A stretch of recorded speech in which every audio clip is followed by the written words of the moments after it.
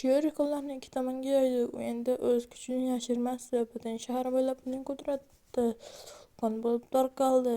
Shiyori bor ovozi bilan hukmronlik ohangida: "Turinglar, mening sodiq askarlarim, soylardan chiqing va bu pastkash armiyani parchalang." Bizlar hukmdori g'azabdan bukirib: "Logika, sen ma'budlarning qo'rchog'isan. Sening bu ittifoqing bugun qon bilan yuviladi."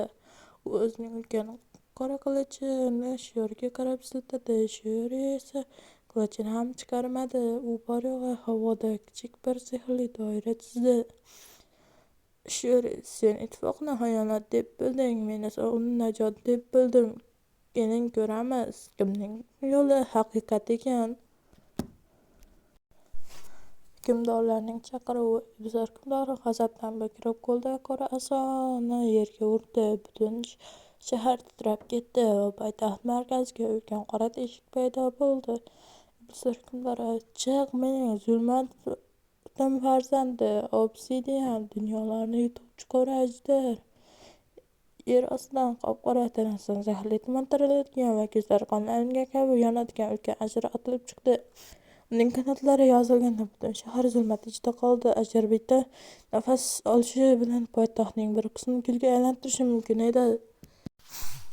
Shu payt osmon ikkiga bo'lingandek bo'ldi. Bulutlar orasida kumush rangli tangachalar xuddi olmosdek yaltiraydigan va ko'zlaridan binafsha rangli chaqmoqlar chiqadigan ulkan ajdar Karol tushib keldi. Uning paydo bo'lishi bilan Obsidianning qora tumani tarqalib ketdi.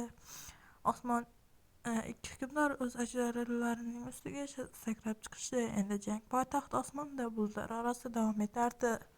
Iblislar hukmdori Obsidian ustida turib: "Hujum, Obsidian, uning va uning ajdarini parchala." Obsidian og'zidan qora olovli to'p otdi. Bu olov shunchalik issiq ediki, havoning o'zi yonib ketayotgandek edi. Shiyori: "Karol, binafsha chaqmoq qalqoni." Karol o'z tanasidan ulkan elektr to'lqinini chiqardi va qora olovni havoning o'zida parchalab tashladi. So'ngra Karol shiddat bilan Obsidian tomon otildi. Ikki maxluq bir-biriga tish va tirnoqlari bilan yopishishdi. Har bir zarbadan osmon gumburlab, shahardagi uylarning oynalari sinib ketardi. Shiyori Karolning boshida turib iblis hukmdoriga baqirdi: "Sening ajdaring nafratdan yaralgan, mening Karolim esa himoya qilish irodasidan. Sen hech qachon g'olib bo'la olmaysan." Jang davomida Shiyori Karolning energiyasini o'z qilichiga jamlay boshladi. Uning qilichi kumush va binafsha rangda porlab, butun maydonni yoritib yubordi. Shiyori: "Karolning hukmi absolyut falajlik." Karol ulkan bir gumburlash bilan binafsha nur taratdi va Obsidian havoda qotib qoldi. Bu fursatdan foydalangan Shiyori ajdarining ustidan sakrab tushib, havoning o'zida iblis hukmdoriga hal qiluvchi zarbani berish uchun uchib bordi. Havodagi to'qnashuv o'z cho'qqisiga chiqdi. Karol o'zining kumush rangli qanotlarini yengil yoyib, binafsha rangli energiya bilan Obsidianni butunlay o'rab oldi. Iblis ajdari qanchalik urinmasin, Shiyorining sehridan qutula olmadi. Shiyori: "Karol, hozir!"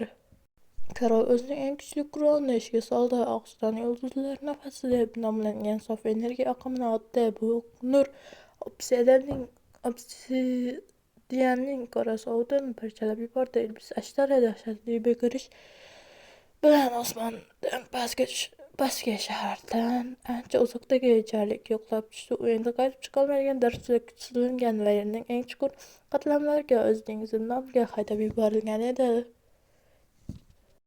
Ajdari mag'lub bo'lgach, iblislar hukmdori havoda muallaq qolib ketdi. U Shiyorning bu ulkan qudratini, logikaning haqiqiy kuchini ko'rib dahshatga tushdi. Shiyori havoning o'zida uning qarshisida paydo bo'ldi. Shiyori: "Sening davring tugadi.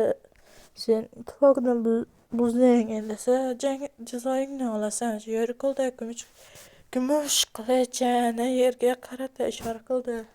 Poytaxt markazida iblislar hukmdorining teleportatsiyasi bo'lgan joyda ulkan qora girdob soya zindon ochildi.